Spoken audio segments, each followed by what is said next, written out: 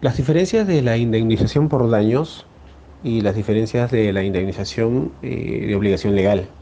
Ya, en lo que se refiere a indemnización por daños, se fundamenta plenamente en lo que es sanción, lo que es diferente a la indemnización por obligación legal, que esta se funda muchas veces o casi siempre en la solidaridad familiar.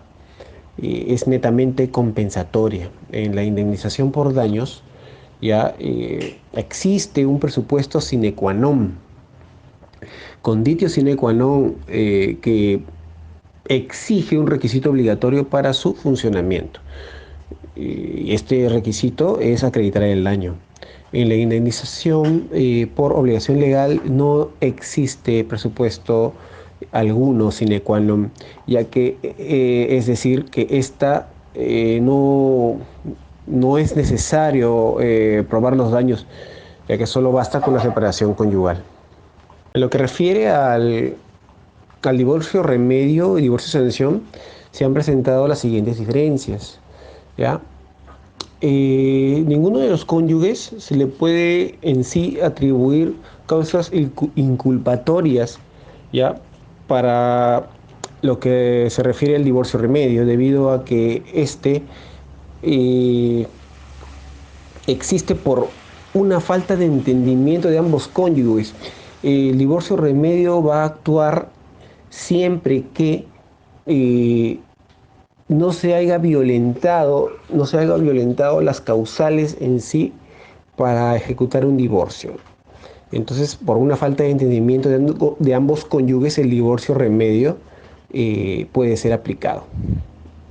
Lo diferente al divorcio de sanción, que sí existen causas inculpatorias, atribuibles, se configura daño moral, daño a la persona, afectación económica de uno de los cónyuges hacia el otro o de ambos hasta la conducta deshonrosa, entre otros. Eh, en lo que concierne también a lo que es las consecuencias sancionadoras, eh, a ninguno de los cónyuges, el juzgador cumple con verificar la separación sin necesidad de que existan causas inculpatorias. Lo diferente al divorcio de sanción que sí existe consecuencias sancionadoras y las consecuencias directas es declarar la disolución del matrimonio. Lo que se refiere a la transacción del Código Civil y la transacción del Código Civil es que la transacción en el Código Civil es un mero acuerdo de voluntades, de concesiones recíprocas, eh, ya en el que se va a acordar la no medida legal de una de las partes contra la otra. En la transacción en el Código Procesal Civil, eh, este mismo acuerdo, esta misma transacción se puede utilizar dentro del proceso judicial. Se puede utilizar dentro del proceso judicial en cualquier en cualquier momento del proceso, incluso antes de que se emita la sentencia o hasta que se emita la misma. Esto es de acuerdo al expediente 969 de Lambayeque. Y tiene categoría incluso de cosa juzgada cuando es llevada a cabo en proceso judicial. No puede ser cuestionada a menos de que se trate de un tema fraudulento de la cosa juzgada.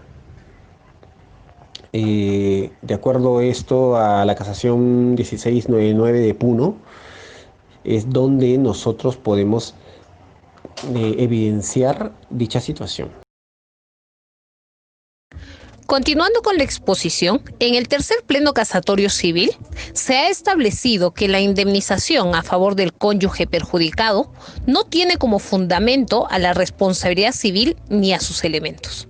Entonces surge la interrogante: ¿por qué entonces se alude reiteradamente a esos elementos como baremo a tener en cuenta por los magistrados al momento de fijar la indemnización? Para responder a esta interrogante debemos tener en claro que la indemnización por daños y perjuicios surge solamente cuando se trata de responsabilidad civil contractual y extracontractual. Sin embargo, si hablamos de una separación de hecho, estamos ante otra figura, pues para que se dé la separación de hecho, primero tiene que existir el matrimonio.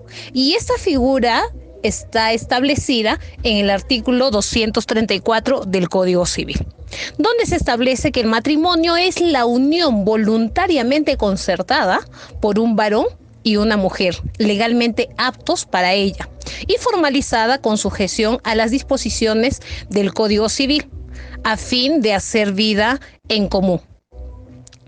El marido y la mujer tienen en el hogar autoridad, consideraciones, derechos, deberes y responsabilidades iguales. Esta última característica del matrimonio es en donde se fija lo que posteriormente será la indemnización en caso de perjuicio, donde se debe aplicar el artículo 345A del Código Civil, en la que el juez debe identificar al cónyuge más perjudicado para fijar la indemnización, teniendo como base la solidaridad familiar.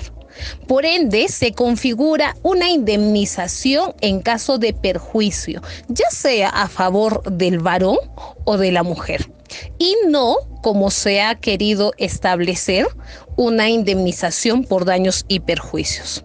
Estamos entonces frente a una inaplicación del artículo 345 del Código Civil, una aplicación indebida de los artículos 1321 y 1325 y ante una confusión de los actos jurídicos del matrimonio y del contrato. Con respecto al primer pleno casatorio y la transacción extrajudicial, tenemos un ejemplo. Es de noche y Carlos va manejando su auto, va de regreso a casa y se distrae por el sonido del celular. En esos momentos se da cuenta que ha chocado a un ciclista, Manuel, quien sufre una aparatosa caída. Carlos llama a los bomberos y lleva a Manuel a una clínica cercana donde le diagnostican una fractura en el brazo izquierdo. Carlos está postulando a un puesto en el que no le permite tener antecedentes judiciales de ningún tipo. Por ende, le propone a Manuel llegar a un acuerdo en el que él se compromete a cubrir todos los gastos que se generen, hospital, descanso médico y demás, a fin de no llegar a la vía judicial, pues tener antecedentes judiciales lo perjudicaría. A lo que Manuel acepta la transacción. Este y muchos otros casos más nos demuestran que la transacción extrajudicial sí puede ser usada como excepción procesal. El mismo Pleno Casatorio Civil en su punto 29 reconoce que la transacción extrajudicial es un medio eficaz para solucionar futuros litigios, además de que con él se puede alcanzar la paz y la armonía entre las partes. Sin embargo, cada caso es totalmente distinto. Por ello, se debe de realizar un análisis minucioso, teniendo en cuenta lo que establece los artículos 1302 en adelante del Código Civil y el artículo 453 del Código Procesal Civil, a fin de evitar la nulidad y anulabilidad del proceso.